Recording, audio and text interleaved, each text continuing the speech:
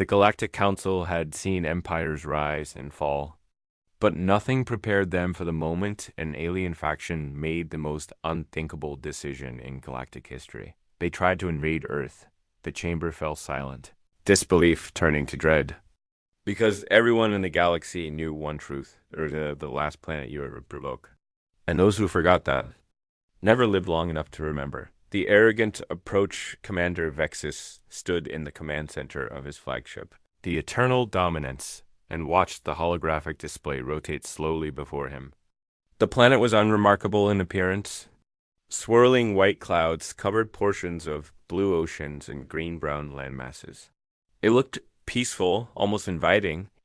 It looked like easy prey. The Zephyrian Empire had ruled over 43 star systems for the past 2 centuries. They had conquered civilizations far more advanced than this primitive world. Their military doctrine was simple and effective. Arrive with overwhelming force, demand submission, and crush any resistance with brutal efficiency. It had worked every single time. Vexus turned to his chief intelligence officer, a slender Zephyrian named Corthan. His skin bore the deep purple markings of the scholar caste, and his eyes gleamed with the confidence of someone who had studied this target thoroughly. "Give me the final assessment," Vexus commanded. Corthan activated his data tablet and began reading. The planet is designated as Earth by its inhabitants. The dominant species calls themselves humans. They number approximately 8 billion individuals scattered across 7 major land masses. Their technology level is primitive, no faster than light capability.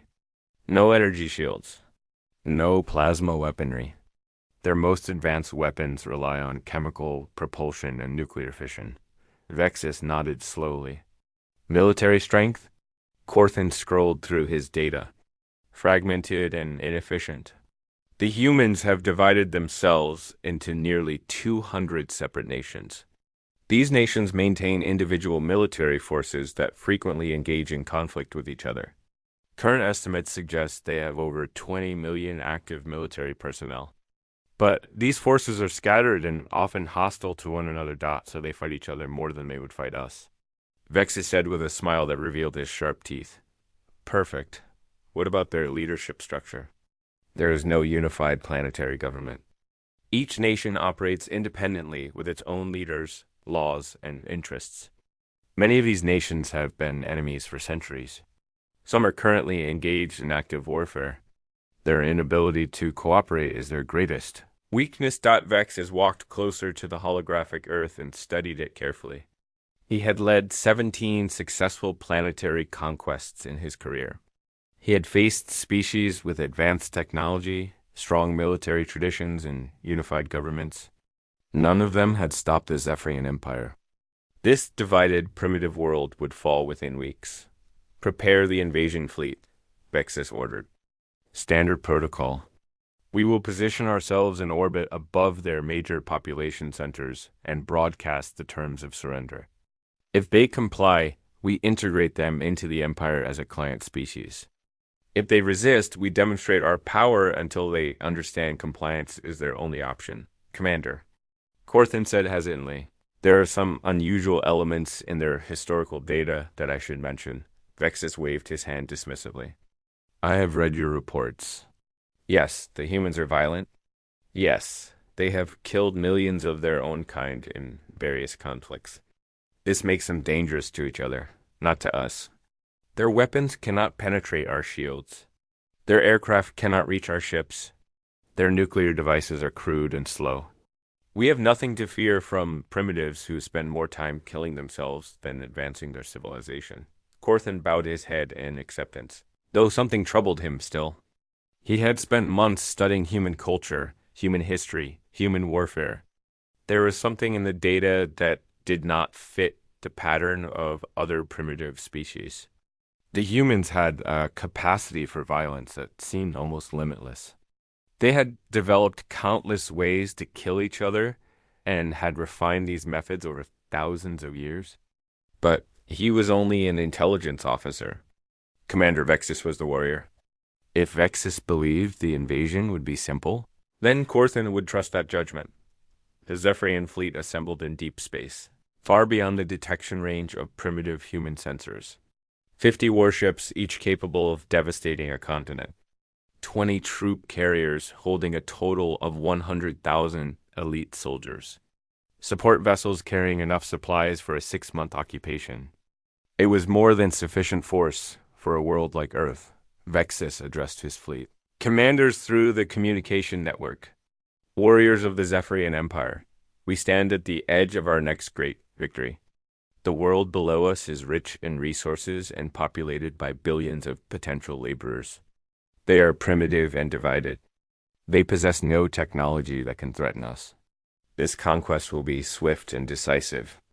We will show them the might of the Empire, and they will kneel before our superiority. Prepare for immediate deployment. The fleet moved forward, crossing the distance to Earth in a matter of hours. As they approached, they began detecting the electromagnetic signals that humans used for communication. Radio waves, television broadcasts, internet data streams, all of it unencrypted, all of it easy to intercept and translate. Vexus watched some of these transmissions on his command screen. He saw humans going about their daily lives, working, eating, laughing, arguing. He saw their cities with primitive ground vehicles, clogging crowded streets. He saw their military forces with their chemical projectile weapons and their slow-moving aircraft. He saw their leaders making speeches about peace and cooperation. Even as their nations prepared for war against each other, everything he saw confirmed what he already believed. These were not warriors. These were not conquerors. These were farmers and merchants and bureaucrats playing at civilization. They would surrender quickly once they understood the alternative was extinction. The Zephyrian fleet took up position in high orbit, spreading out to cover all major population centers simultaneously. Earth's primitive satellites detected them immediately. Within minutes, every human government knew that alien ships had arrived. Vexus allowed them 1 hour to panic, 1 hour to realize how helpless they were, 1 hour to understand that their world had changed forever. Then he opened a communication channel that broadcast on every frequency humans used. The message was translated into every major human language simultaneously. People of Earth. His voice echoed across the planet. You are now subjects of the Zephyrian Empire. Your world belongs to us. Your resources belong to us. Your future belongs to us. You have one choice to make. Surrender peacefully and accept your place in our empire, or resist and face complete annihilation. You have 24 hours to respond. Choose wisely. Vexus closed the channel and settled back in his command chair. Now came the waiting. In his experience, primitive species needed time to process the reality of their situation. Their leaders would argue among themselves. Some would want to fight. Some would want to negotiate. Eventually, fear would win, and they would submit. They always did. What Vexus did not know, what he could not have known, was that he had just made the greatest mistake in Zephyrian history. He had threatened humanity's home. He had threatened their families. He had threatened their children. And humanity, divided as they were, had one universal response to such threats: total war. The awakening, the 24 hours that followed the Zephyrian ultimatum, were unlike anything in human history. Across every continent, in every nation, in every language, the same conversation was happening. The aliens had given humanity a choice: surrender or die. Humanity chose neither. In the United Nations headquarters in New York, an emergency session convened within 30 minutes of the broadcast. Delegates who had spent decades arguing over borders, resources, and ideologies now faced a threat that made all their previous conflicts seem meaningless. The debate lasted less than an hour. The vote was unanimous. Earth would not surrender. Earth would fight. The American president placed a call to the Russian premier. Two leaders whose nations had spent over a century as rivals spoke for 15 minutes. They agreed on everything. The Chinese chairman joined the call, then the British prime minister, then the French president, then every other world leader. Within 6 hours, a unified command structure had been established. The United Earth Defense Force was born. Commander Vexus watched these developments with growing confusion. His intelligence officers intercepted the communications between human governments. They translated the speeches, the declarations, the military orders. Nothing made sense. The humans were not preparing to surrender. They were preparing to fight. This is illogical, Vexus said to Corthan. They have seen our ships. They have heard our ultimatum. They know they cannot win. Why are they mobilizing their forces? Corthan studied the data streams flowing across his screens. Commander, I am seeing something unprecedented. The humans are unifying. Nations that were enemies yesterday are now sharing military resources. They are combining their forces into a single planetary defense network. Vexus stood and walked to the holographic display. That changes nothing. United or divided, they are still primitives with primitive weapons. Begin landing operations. Deploy ground forces to their major cities. We will demonstrate our superiority and break their will to resist. The first wave of Zephyrian dropships descended through Earth's atmosphere. They targeted 12 major cities simultaneously. New York, Moscow, Beijing, London, Tokyo, Delhi. Cairo, Sydney, Sao Paulo, Lagos, Mexico City, and Seoul. The plan was simple. Land overwhelming force in population centers, establish control, and force the humans to witness their own helplessness. The dropships landed in the heart of each city. The rear hatches opened, and Zephyrian soldiers marched out in perfect formation. They wore armor that could withstand primitive bullets. They carried energy weapons that could vaporize a human with a single shot. They expected the civilians to run in terror dot instead. They found empty streets dot in New York. The Zephyrian soldiers advanced through Times Square. The massive video screens that normally displayed advertisements now showed a single message in bright red letters. Welcome to Earth. You made a mistake. Then the buildings exploded. Humans had spent the 24 hours preparing. They had evacuated the landing zones. They had rigged every structure with explosives. They had turned their own cities into traps. The Zephyrian soldiers who had marched so confidently into Times Square found themselves buried under tons of rubble as skyscrapers collapsed around them dot in Moscow. The story was different but equally devastating. The humans had not evacuated. Instead, they had armed themselves. Every civilian who could hold a weapon had taken position in the buildings surrounding the landing zone. When the Zephyrian soldiers emerged, they walked into a crossfire from 10,000 rifles, shotguns, hunting weapons, and improvised guns. The Zephyrian armor could stop bullets, but it could not stop the sheer volume of fire. Soldiers fell under the barrage. Those who survived retreated back to their dropships, only to discover that humans had surrounded the vehicles and were attaching explosive charges to the hulls in Beijing. The humans used a different tactic. They allowed the Zephyrian soldiers to advance into the city without resistance. The aliens moved forward cautiously, confused by the lack of opposition. Then the ground beneath them collapsed.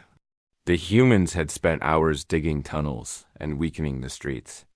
Entire Zephyrian squads fell into the subway system below, where human fighters were waiting with flamethrowers and chemical weapons. Commander, Vexus watched the reports streaming in from all 12 landing sites. Casualties were mounting. Dropships were being destroyed. Entire units were going silent.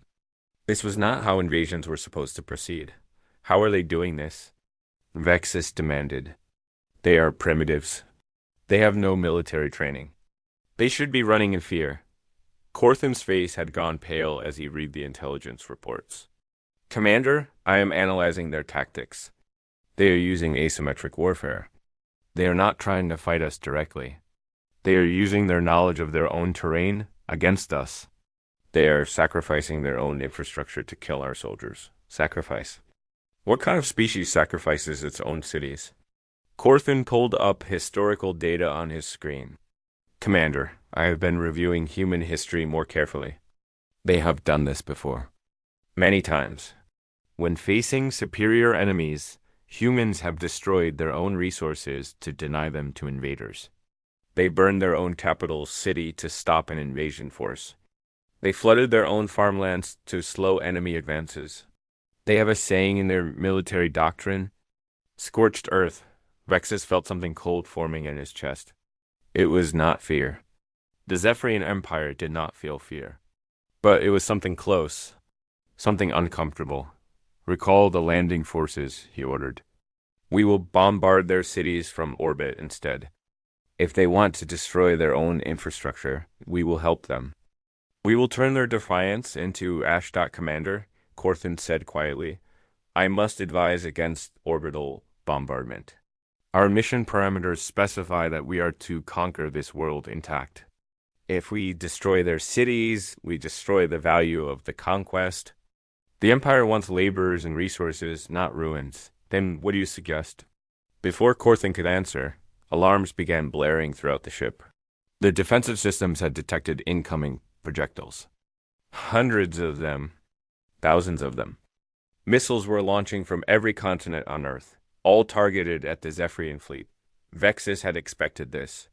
Primitive missiles could not penetrate Zephyrian shields. He watched calmly as the first wave approached. The point defense systems would destroy them long before they reached the fleet. But these were not normal missiles. The humans had modified them. They had attached primitive nuclear warheads, yes, but they had also added something else. They had studied the Zephyrian dropships that had landed. They had analyzed the energy signatures. And in 24 hours, human engineers had developed a crude but effective countermeasure. The missiles carried electromagnetic pulse devices. When they detonated near the Zephyrian ships, they did not damage the shields directly.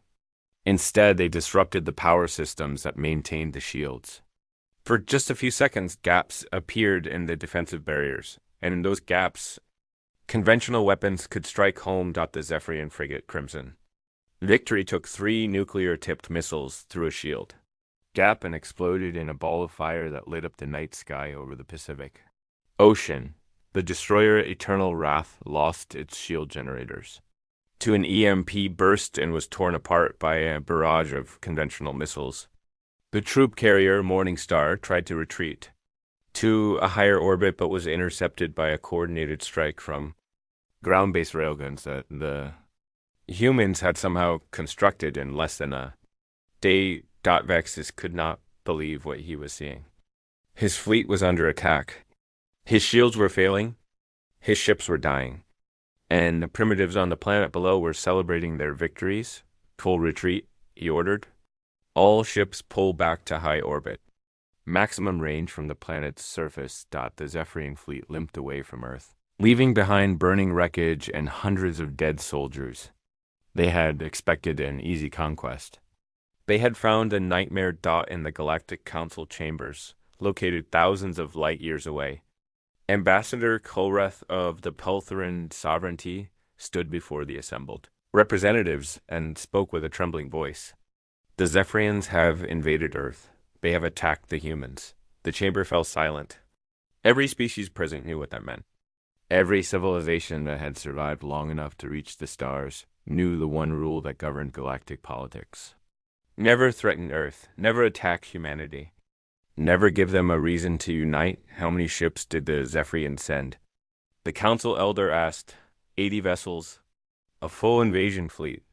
The council elder closed all 4 of his eyes and let out a long breath. Then the Zephyrians are already dead. They just do not know it yet. Ambassador Kelrith nodded slowly. I have reviewed the historical records. The humans have a response pattern when their home is threatened. They do not negotiate. They do not compromise. They annihilate. Should we send a rescue mission for the Zephyrians? No, the council elder said sadly. The humans would interpret that as interference. They would interpret that as choosing sides. We stay out of this. We watch, we learn, and when it is over, we welcome humanity to the council and we never speak of the Zephyrians again. On Earth, Commander Chen of the United Earth Defense Force stood in the war room and studied the tactical displays. The alien fleet had retreated but not fled. They were still in orbit. They were still a threat. Status report, she ordered. Her second-in-command, Colonel Rodriguez, read from his tablet. We have confirmed kills on 3 alien vessels. 14 more show significant damage. Our casualties are heavy. Beijing, New York, and Moscow suffered major destruction from the initial landings.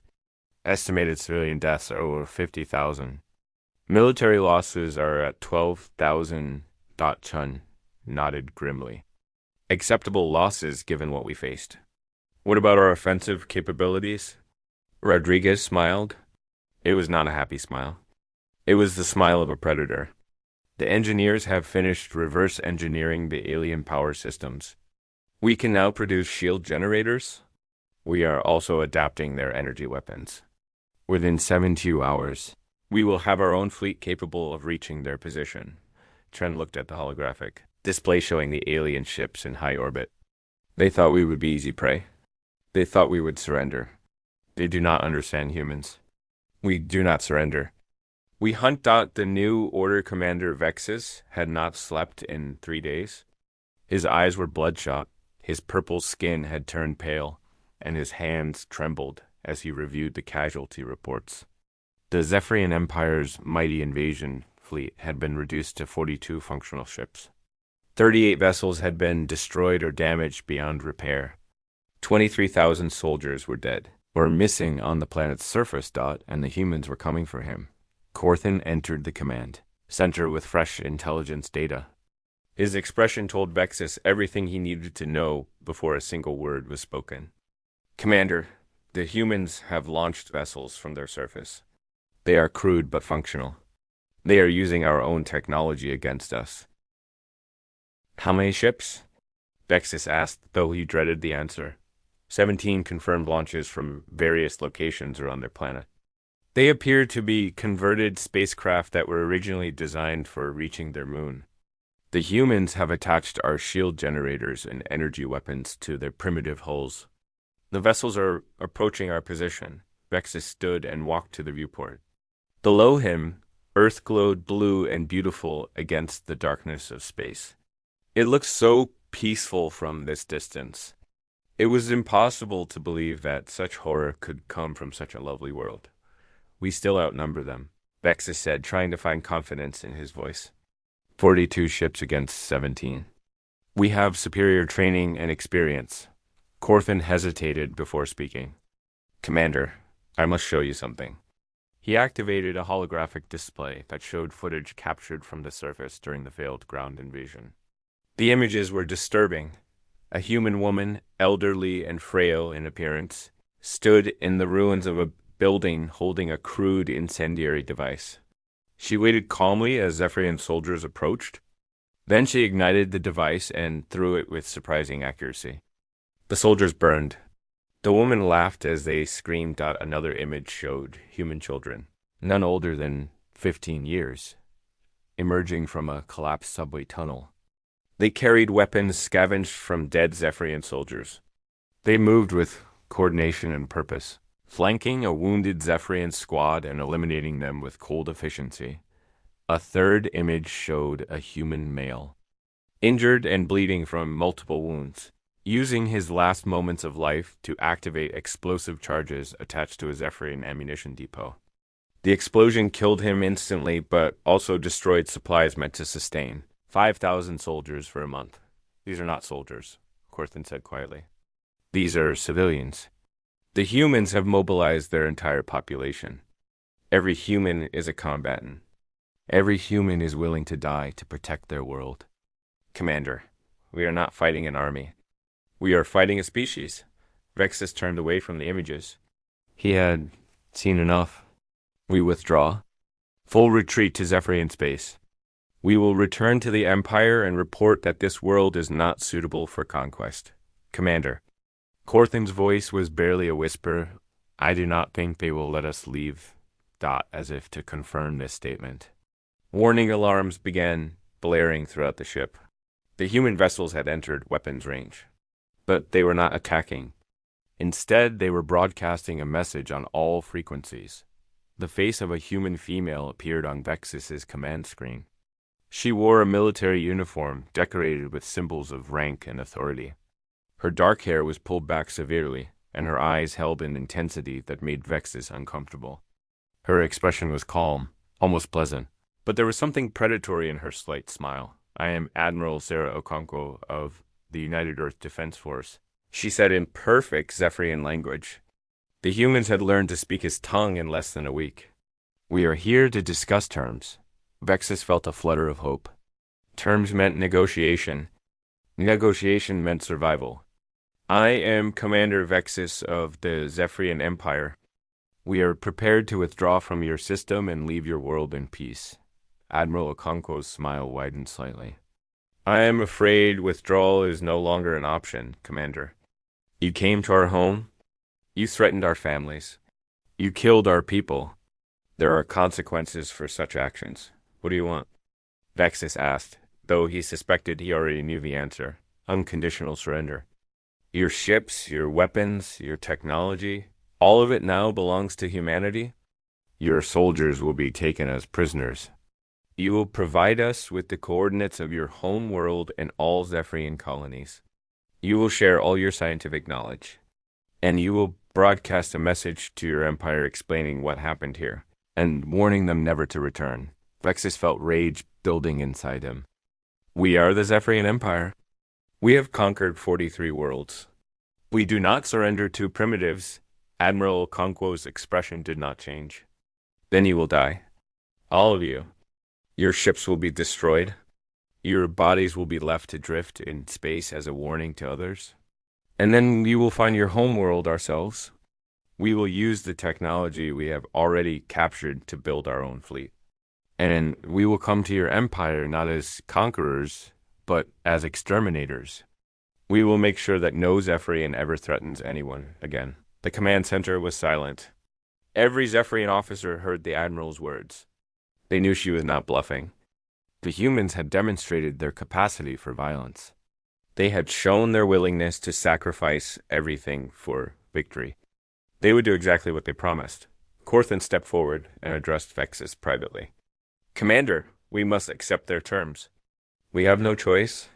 If we fight, we die. If we flee, they will hunt us. Our only option is surrender. Vexus looked at his loyal intelligence officer.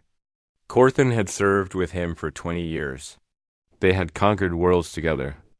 They had celebrated victories together. And now they would face defeat together. Very well, Vexus said, turning back to the screen where Admiral Okonkwo waited patiently. We accept your terms? The Zephyrian fleet surrenders. The Admiral nodded once. Wise choice, Commander. Prepare to receive our boarding parties. Any resistance will be met with lethal force. Admiral Okonkwo out. The screen went dark. Vexus sat heavily in his command chair. Around him, his officers stood in stunned silence. The mighty Zephyrian Empire had been defeated by a species that had not even mastered faster than light travel a month ago. 6 months later, the Galactic Council convened for the most important session in its 3,000-year history. Representatives from over 800 species filled the Grand Chamber. The air was thick with tension and curiosity. Everyone knew why they had been summoned. Everyone knew what was about to happen. The massive doors at the entrance opened, and the human delegation entered. They walked with confidence, but not arrogance. Their leader, Ambassador Dr. Elena Vasquez, was a woman of middle years with sharp eyes and a diplomatic smile. Behind her walked military officers, scientists, and cultural representatives. They wore simple but elegant attire that somehow managed to look both peaceful and intimidating. The council elder rose from his ancient seat. His four eyes studied the humans carefully. Welcome, people of Earth, to the Galactic Council. We have awaited this moment for many years, though we hoped it would come under different circumstances. Dr. Vasquez bowed respectfully. Thank you, honored elder. We come in peace and with respect for all gathered here. We seek friendship, cooperation, and mutual understanding. Yet you come bearing weapons, a representative from the Crithian collective observed. Gesturing to the armed guards flanking the human delegation. We come prepared. Dr. Vasquez corrected gently. There is a difference. We have learned that the galaxy can be dangerous for those who appear weak. We prefer to appear strong and act peacefully rather than appear weak and invite aggression. Murmurs rippled through the chamber. The humans had made their point clearly. They were not asking for protection. They were not seeking charity. They were claiming their place as equals. The council elder raised a hand for silence. Let us address the matter directly. The Zephyrian Empire invaded your world. You defeated them. You captured their technology. You now possess faster-than-light capability, energy weapons, and shield technology. You have also taken control of 3 Zephyrian colony worlds and established military outposts throughout their former territory. The question before this council is simple. What are humanity's intentions? Dr. Vasquez stepped forward so that all could see her clearly. Her voice carried throughout the vast chamber, strong and clear. Humanity's intentions are peaceful but firm. We seek trade, cultural exchange, and scientific cooperation with all species, willing to engage with us in good faith. We will respect the sovereignty of all nations that respect ours. We will honor treaties and agreements. We will be good neighbors. She paused, and her expression hardened slightly. However, we will not tolerate threats to our home world or our people. We will not accept bullying or intimidation. We will defend ourselves with extreme prejudice against any aggression. The Zephyrians learned this lesson. We hope it will not need to be taught again, and the Zephyrian Empire itself. Another representative asked, "What is to become of them?" Dr. Vasquez's expression softened. The Zephyrian people are not our enemies. Their leadership made a grave error, but their civilians are not responsible for military decisions made by commanders and politicians. We have established a transitional government on their home world. We are helping them rebuild their economy and education system. We are teaching them that cooperation is more profitable than conquest. In time, when we are confident they will not threaten others, we will grant them full autonomy again. The chamber erupted in surprised conversation. The humans had not destroyed the Zephyrians. They had not enslaved them. They were rehabilitating them. The council elder studied Dr. Vasquez with new respect. You show mercy to those who showed you none. This is unusual. Dr. Vasquez smiled. It is practical. Destroyed civilizations cannot trade with us, cannot share knowledge, cannot become allies. We prefer partners to corpses. But make no mistake, she added, her smile fading, our mercy has limits. The Zephyrians attacked us once. If they or anyone else makes that mistake again, our response will be final. The council elder nodded slowly. Then let us discuss humanity's admission to this council. There are requirements and responsibilities. There are laws and customs. Are you prepared to accept these? We are, Dr. Vasquez confirmed, but we also request certain modifications to council law. Specifically, we request that the council establish clearer rules regarding first contact and invasion protocols. The Zephyrians came to our world without warning or provocation. This should not be legal under galactic law. A representative from the Veshan Republic spoke up. Such laws already exist. The Zephyrians violated them. Unfortunately, enforcement is difficult across such distances. Then we volunteer to assist with enforcement. Dr. Vasquez said, humanity will maintain a defense fleet capable of responding to unprovoked aggression against council member worlds. We will act as protectors for those who cannot protect themselves. We will do this freely, asking only for cooperation and friendship in return. The chamber fell silent as the representatives absorbed this offer. The humans were proposing to become the galaxy's defenders. It was an unprecedented offer. It was also slightly terrifying. The council elder considered carefully before responding. Your offer is generous, but it raises concerns. Who watches the watchman? If humanity becomes the enforcer of galactic law, what prevents you from abusing that power? Dr. Vasquez had expected this question. She gestured to one of her companions, a scientist named Dr. Yuki Tanaka. Dr. Tanaka stepped forward with a data tablet. We propose a system of accountability. Dr. Tanaka explained. All human military actions will be recorded and made available to council review. Any species may challenge our actions before the council. We will accept binding arbitration for disputes. We will also share our defensive technology freely with all council members so that no species needs to depend solely on human protection. You would give away your military advantage? A representative asked incredulously. We would share it, Dr. Tanaka corrected. An advantage means nothing if everyone we care about is vulnerable. We would rather live in a strong galaxy than rule a weak one. The council elder's 4 eyes blinked slowly, a sign of deep thought among his species. You are either the wisest species we have encountered or the most naive. Time will tell which. But I believe the council will accept your proposals. We will vote within the week. As the human delegation departed the chamber, Ambassador Kelruth of the Peltheran sovereignty approached Dr. Vasquez privately. He had watched the entire proceeding with great interest. Ambassador Vasquez, he said quietly, may I ask you a personal question? Of course, she replied. Why did you not destroy the Zephyrians completely? You had the power. You had the justification. Many species would have eliminated such a threat permanently. Dr. Vasquez looked at him thoughtfully. Because we remember our own history. Humanity spent thousands of years fighting each other. We committed terrible atrocities. We nearly destroyed ourselves multiple times. But we learned. We grew. We changed. If someone had judged us by our worst moments and eliminated us, we would never had the chance to become what we are now. We believe the Zephyrians deserve that same chance. Kelruth nodded slowly. That is a very human perspective. Most species would choose security over redemption. Perhaps, Dr. Vasquez said with a slight smile. But we have learned that the best security comes not from destroying potential enemies, but from creating new friends. Besides, she added, her smile taking on a sharper edge, we prefer to be feared for our mercy than for our cruelty. Both inspire caution, but only one inspires loyalty. 2 weeks later, the Galactic Council voted unanimously to admit humanity as a full member species.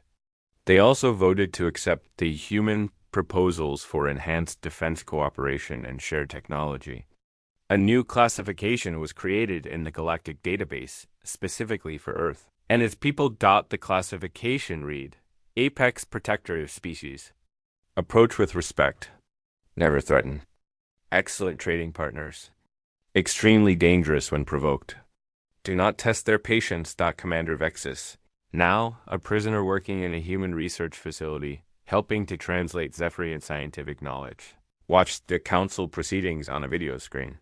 He sat in comfortable quarters, well-fed and well-treated despite his crimes. The humans had been fair to him, more fair than he deserved. Gorthan sat beside him. Also a prisoner, also treated with unexpected dignity. They watched as the human ambassadors shook hands and clasped appendages with representatives from hundreds of worlds. They watched as Admiral Okonkwo received a Medal of Honor from the Council Elder.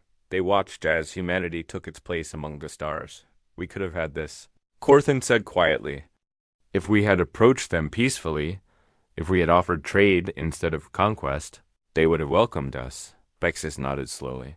Yes, but we saw primitives and assumed weakness. We saw division and assumed opportunity. We forgot the most important lesson of warfare. What lesson? Never attack an enemy whose strength you do not understand. We saw what the humans showed the galaxy. We did not see what they kept hidden. Their capacity for unity. Their genius for adaptation. Their absolute refusal to surrender. We saw the mask and thought it was the face. Gorthan pulled up a human text on his tablet, something he had been studying to better understand their captors. It was a quote from an ancient human philosopher named Sun Tzu. If you know the enemy and know yourself, you need not fear the result of 100 battles. Vexus smiled sadly. We knew ourselves. We thought we knew them. We were wrong about everything that mattered. And now they will make sure no one else makes our mistake. On Earth. In the newly constructed Unified Space Command headquarters, Admiral Okonkwo stood before a massive window overlooking the planet below. Ships were being built in orbital dockyards. Training facilities were processing volunteers from every nation. Humanity was preparing not for conquest, but for protection. Commander Chen approached and stood beside her. The Council has officially recognized our authority to respond to unprovoked aggression. We have been given access to their emergency communication networks. If anyone calls for help, we will hear it. Good, Admiral Konko said. And our fleet status? We now have 120 vessels capable of faster than light travel. Another 300 are under construction. Within 5 years, we will have the largest defensive fleet in the known galaxy, the Admiral nodded. Make sure every captain understands. We are not conquerors. We are protectors. We respond only to threats and aggression. We show mercy whenever possible. But when mercy is not possible, we show no weakness. Understood? Admiral. They stood together in silence, watching their beautiful blue world turn slowly below. Humanity had reached the stars, not through exploration or curiosity, but through war. They had been forced to unite, forced to advance, forced to become something greater than they had been. But now that they had reached the stars, they would make sure that what happened to them never happened to another species. They would stand as guardians. They would be the sword and shield of the innocent. They would be what the galaxy needed. And if anyone ever threatened Earth again, if anyone ever made the same mistake the Zephyrians had made, humanity would remind the galaxy of the lesson that had been written in fire and blood and honored out. Do not invade Earth. Do not threaten humanity. Do not test their resolve, because humans did not just fight to win.